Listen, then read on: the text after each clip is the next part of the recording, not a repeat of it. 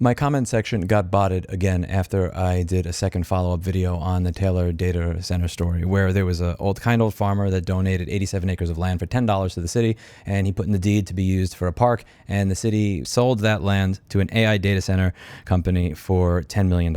It's unbelievable. And when I did my follow-up video on my first video, it got even more bots in the comment section. And one of the things that I want everybody watching this video to understand is that there is an inverse yet exponential ratio that goes on anytime you do something like that. If you are going to fuck with me this much, I'm going to look into you this much. If you fuck with me this much, I'm going to look into you this much. I am not going to stop looking into a story, and I'm not going to stop looking into you because you do these types of things. I am not intimidated by threats of lawsuits. I am not intimidated by genuine threats. I am not intimidated by anything, except maybe BlackBerry when she's hungry. Or even worse, not when she's angry, when she's disappointed and she won't even look at me. I'm sorry, BlackBerry.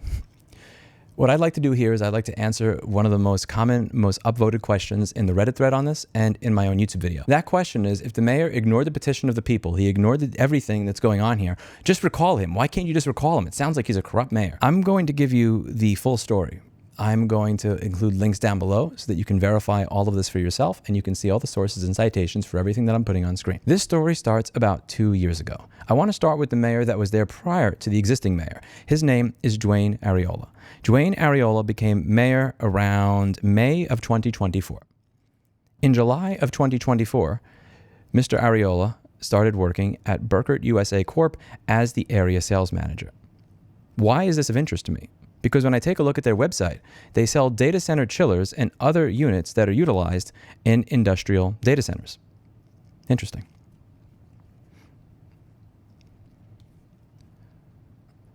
On December 11th, 2025, he put his friend, Mr. Buzan, a declared mayoral candidate, so he's announced that I am running for mayor, on a commission that is allowed to decide whether or not you're allowed to recall the mayor.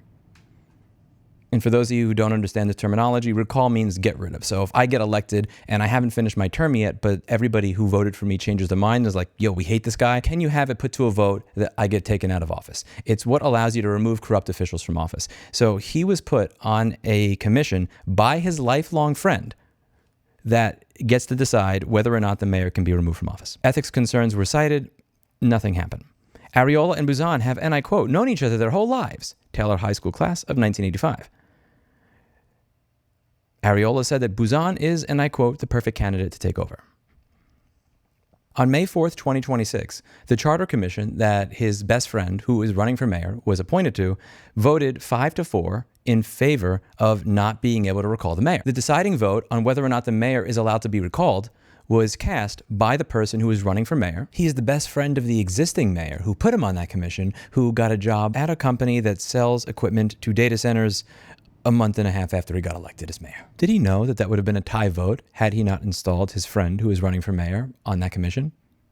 Did he have any idea that his friend might make decisions that would be considered highly unpopular by the townspeople that, if overturned, might inhibit his company's opportunity to potentially sell their wares to the new data center getting installed in the community? Mayor-elect Jim Buzan, who is on the commission, did not support giving recall powers to the public. The new mayor, who won his bid May 2nd, expressed concerns about the effect on economic development if the city was in the middle of a recall. Economic development. Keep that word in mind. On June 10, 2025, Commissioner Buzan moved to approve the Blueprint Employment Center plan for the data center on the former Parkland.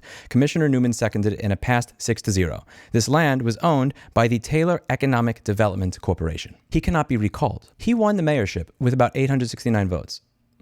1,400 people signed a petition to not get a data center installed. Almost twice as many people signed a petition saying that we don't want the data center being installed on the land that's supposed to be a park as the number of people that actually voted for him in the entire election. If you were allowed to recall your mayor, in my opinion, based on the numbers that I see here, he would absolutely get removed. No shot of you staying in office. Some of you have suggested that because he did not show up to the city council hearing, that he was running away from his constituents, that he didn't want to be seen. It gets worse than that. Mr. Mayor, did you sell your home for $459,000 just a week ago? What's going on here? Do I need to spell it out for you? Did you know at the time that this commission was only one vote off from not allowing people to be able to recall the mayor? Did you know in doing this that you were going to be doing something in the future that was so unpopular that there would be risk of recalling the mayor? Do you work for a company that may stand to financially benefit if a data center is installed? that you started working at right after becoming mayor? And lastly, is this your house that you put for sale for $459,000 a week and a half ago that just sold?